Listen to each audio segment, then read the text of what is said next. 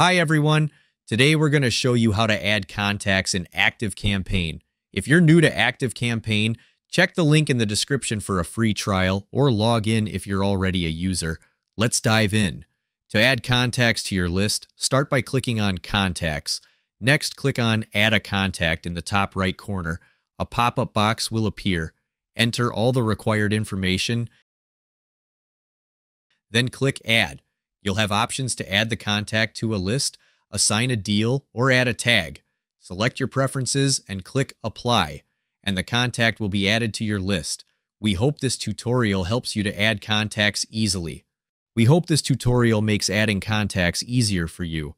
Also, check out the free email list building course in the description below to see how my team and I earned $3,493 in commissions while growing our list. The training is free right now, so don't miss out. Thanks for tuning in.